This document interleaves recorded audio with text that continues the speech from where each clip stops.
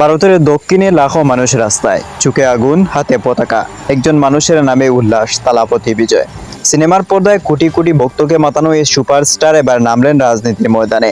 প্রশ্ন হচ্ছে, এ কি শুধুই এক অভিনেতার রাজনৈতিক যাত্রা, নাকি ফ্যাসিবাদী শাসনের বিরুদ্ধে এক নতুন যুদ্ধের ডাক?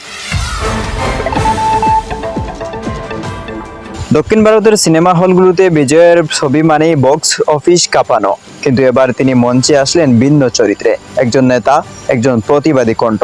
তার ভাষণে কাঁপিয়ে দিল ভারতীয় রাজনৈতিক ভিত।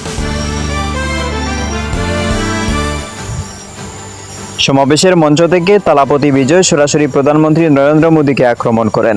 তার ভাষায়, মোদী একজন ফ্যাসিস্ট, বিজেপি সরকার জনগণের অধিকার কেড়ে নিচ্ছে, মোদীর পতন সময়ের ব্যাপার। এজন্য এই বক্তব্যে শোরগোল পড়ে যায় ভারত জুড়ে। বিজয়ের এই বক্তব্য শুধু ভারতের জন্যই নয়, গোটা দক্ষিণ এশিয়ার রাজনীতিতে নতুন আলোড়ন তুলেছে।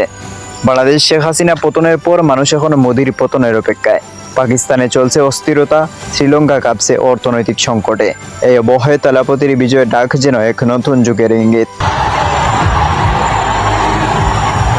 বিজয়ের উত্থান শুধু একটি রাজনৈতিক ঘটনা নয়, এটি জনগণের ক্ষোভের প্রতিফলন। তারা চায় পরিবর্তন, তারা চায় ফ্যাসিবাদের বিরুদ্ধে সংগ্রাম। প্রশ্ন হচ্ছে, বিজয় কি সত্যিই হতে পারবেন সেই পরিবর্তনের মুখ?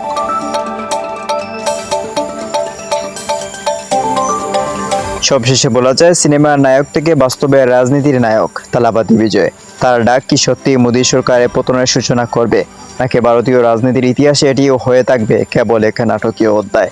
সময়ই বলে দেবে সেই উত্তর।